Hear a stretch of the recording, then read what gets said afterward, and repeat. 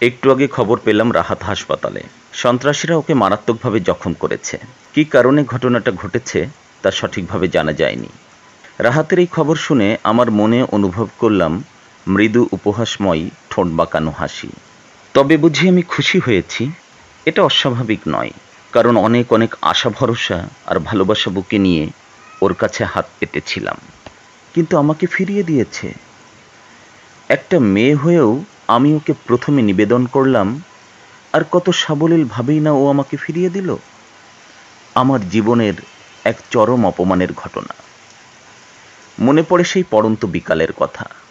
হঠাৎ করেই যেন পরিচয়।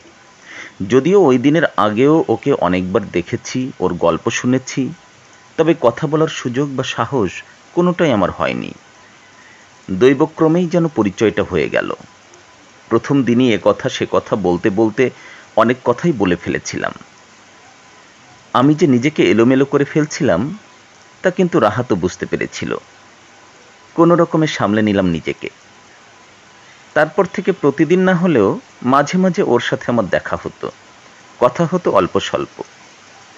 অনুভব করলাম ওর ভেতর কিছু একটা আছে, বিশেষ করে ওর শান্ত চেহারা, কম কথা বলা, কম ব্যস্ততা, উদাসীনতা, মোট কথা ওর নিজেকে গুটিয়ে রাখার যে প্রবণতাটা, তা দারুণভাবে অনুভব করলাম। তা থেকে ওকে বের করার জন্য মনে বেশ আগ্রহের সৃষ্টি হলো। হঠাৎ করেই একদিন বন্ধুত্বের প্রস্তাব দিলাম রাহাতকে। সহজে রাজি হলো। ওকে দারুণ সহজভাবে পেলাম। এরপর থেকে ওর সাথে আমার একটু বেশি দেখা হতো, কথা হতো, তবে সময় দিয়ে কখনো দেখা করিনি। আস্তে আস্তে আবিষ্কার করলাম রাহাত ঘরমুখো কোনো ছেলে নয়। বিশ্ব ভাবনা কাজ করে ওর মাথায়, দারুণ সব যুক্তিতর্ক। দেশকে নিয়ে খুব গর্ব তার। মূলত দেশকে ভালোবাসার অনুপ্রেরণাটা আমি ওর কাছ থেকেই পেয়েছি। মোট কথা, ওর কথাবার্তা দ্বারা দারুণভাবে প্রভাবিত হতাম আমি। আর এর কারণেই ওর প্রতি আকর্ষণটা আমার গেল বেড়ে। একদিন ওর সাথে যদি দেখা না হতো খুব খারাপ লাগতো, তবে এটা শুধু মন খারাপে সীমাবদ্ধ থাকেনি, চলে গেছে অনেক দূর। তাই যখন একা থাকতাম ওর কথা আমার কানে বাজত। আমার অবসর ওর চিন্তা ছাড়া সরস হয়ে উঠত না। বই খাতা বাদে রাহাতই আমার আরাধ্য হয়ে গেল।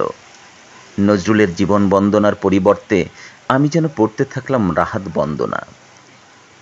বুঝতে পারলাম কি সর্বনাশ ঘটতে চলেছে। আমি যে মানুষটাকে নিয়ে এত ভাবছি, সে কি আমার কথা মোটেই ভাবছে না। আমার মনের যখন বেহাল অবস্থা, ওর কাছে তখন আমি বেশ ধরা খেয়েছি। ও কি আমার চোখ মুখের ভাষা কিছুই বোঝেনি? ভণ্ড সাধু, কিছুই যেন বোঝে না। দারুণ অভিমান হলো ওর প্রতি। রাহাতকে নিয়ে আমি যখন একেবারেই স্বপ্নে বিভোর, ঠিক সেই মুহূর্তে ও আমাকে বলল, তোমার সাথে বিশেষ কিছু কথা আছে।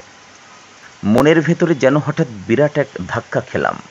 হৃৎপিণ্ডের শব্দ অস্থির হয়ে উঠল, আর মনের প্রচ্ছন্ন পাশে বয়ে চলছিল আনন্দের বন্যা।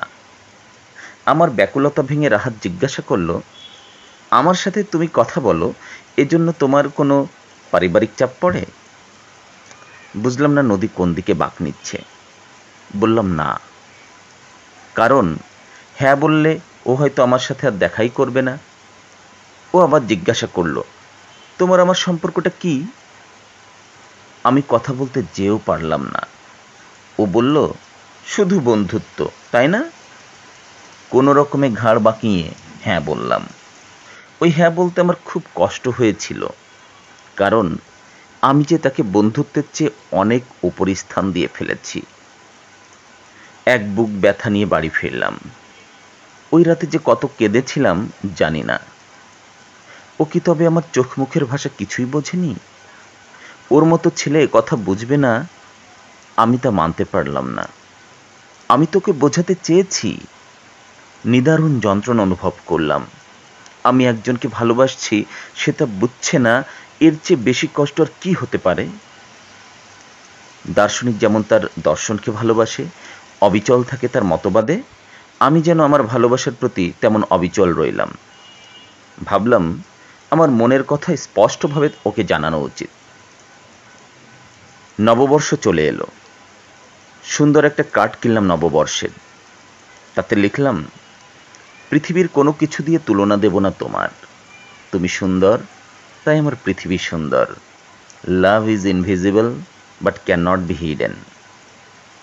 কার্ডটি হাতে দিয়ে ভেবেছিলাম আমার আরাধ্যের অনেক কাছাকাছি হয়তো আমি পৌঁছেছি। ঈদের দিনও বাড়িতে আসতে বলেছিলাম, আসেনি। অভিমান হলো কি রাগ হলো ওর প্রতি তা বুঝলাম না। বেশ কয়েকদিন পর ওর সাথে আবার দেখা। ঠিক আগের মতোই কথাও বলছে সে, কিন্তু কোনো এক উত্তরের প্রতীক্ষায় সে কথা আমার ভালো লাগছিল না। কি করব বুঝতে পারলাম না। ব্যাপারটা আমার কাছে বেশ অসহ্য লাগলো।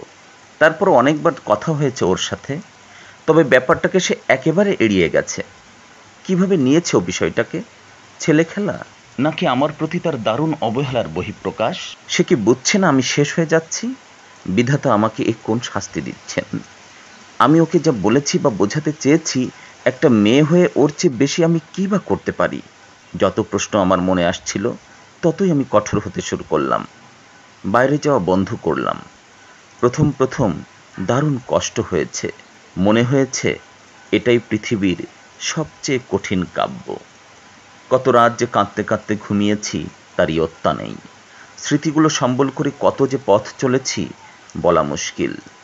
তবুও ওকে ভুলতে হবে। নিজেকে সে কি মনে করে?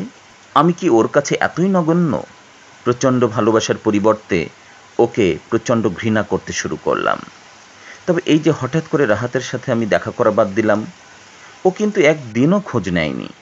আসলে আমি ওর কাছে কি ছিলাম তা বলাই মুশকিল। আস্তে আস্তে সব কিছু স্বাভাবিক হতে শুরু করলো। তারপর কেটেও গেল বহুদিন, কিন্তু আমার ঠোঁটে সে উপহাসময় হাসি কই? চোখ দুটো কেন ভিজে? রাহাতের দুঃসংবাদ শুনে আমার তো এমন হবার কথা নয়, এটা উচিত নয়। কি এক অনির্বাণ টান! মনে হচ্ছে বাধার প্রাচীর যা তুমি দিয়েছ গড়ে ভেঙে চলে যায় তোমার কাছে। তবে কি আমি তাকে কখনোই ভুলতে পারিনি? সে কি আমার কাছেই ছিল? যাকে একবার ভালোবাসা যায় তাকে বুঝি ঘৃণা করা যায় না? যে রাজ্যের সিংহাসনে কাউকে বসিয়েছিলাম তা তো ধ্বংস হয়েছে, তবে কেন এ পিছুটান? উড়ন্ত ভালোবাসা আমার, রাহাতকে তুমি সুস্থ করো। তার অনাদিকালের সাফল্যের জন্য উৎসর্গ করলাম তোমায়।